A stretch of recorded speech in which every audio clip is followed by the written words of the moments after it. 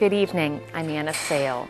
We bring you tonight's outlook from the Cultural Center Theater in Charleston, where preparations are underway for the first induction ceremony of the West Virginia Music Hall of Fame. That event is Friday night at 8, and we'll bring it to you live here on West Virginia PBS. On tonight's program, we bring you two stories of members of this first class, Hazel Dickens and Blind Alfred Reed. Overall, there are 5 living and 5 deceased members, all with strong ties to West Virginia. There's Chu Berry, a jazz saxophonist from Wheeling who played alongside Cab Calloway and Count Basie, who became a strong influence for jazz saxophonists that followed, including Charlie Parker. George Crumb, the adventurous classical music composer from Charleston.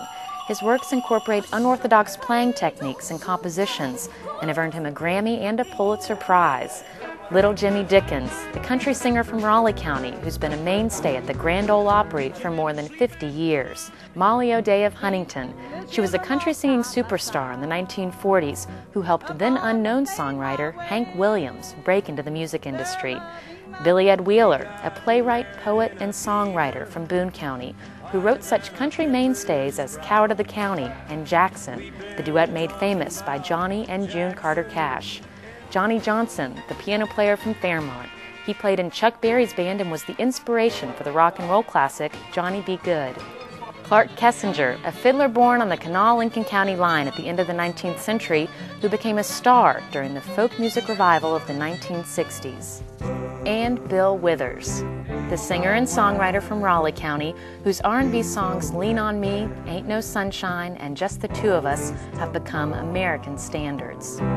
Lean on me when you're not strong, and I'll be your friend.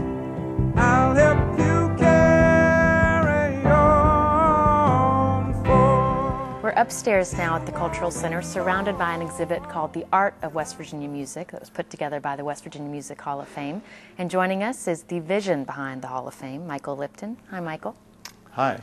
So out of the 5 living and 5 deceased, as you contacted the living musicians and then the families of those who've already passed on, what was their reaction when you called them and told them you wanted to give them this honor? Well, that was actually one of the, I think that was kind of when we first got the inkling that this was going to be something special. We started with Bill Withers, and I think we initially hoped if we could get 2 of the living inductees here, it would make it a special event. And Bill Withers immediately said he would like to do it, and we gave him, I think, a 10-day span, and he picked 2 dates. And then we kind of went down the list, and everybody was anxious to come, and it fell into place incredibly well, and everybody could do it, and everybody was really anxious to do it. And I mean, these people have gotten recognition from all over the world, and certainly didn't need to come back here or maybe need to even care about this. And they all really did, even though most of them have not lived here for decades and decades. And they all still really, I think of themselves as West Virginians. And they all, I mean, everyone really acknowledged how much the state has affected their music and what an impact it's had on it. That's interesting. No, it was really interesting, and even with George Crumb, you know, some of the sounds that he tries to create in his pieces, he said were, you know, some of the coal trains he heard rumbling up the hollow when he was little, and Bill Withers, Lean on Me was about living in a coal community. Were these things you realized before you contacted them and talked to them about West Virginia specifically? To a certain extent. But, you know, some of that stuff, you know, I guess it's kind of, it's great if you can pull something from your childhood and write it and have a hit song with it. But to really recognize that and want to give something back, you know, that was, it was pretty special. So we have a profile of Hazel Dickens, one of the 5 living inductees.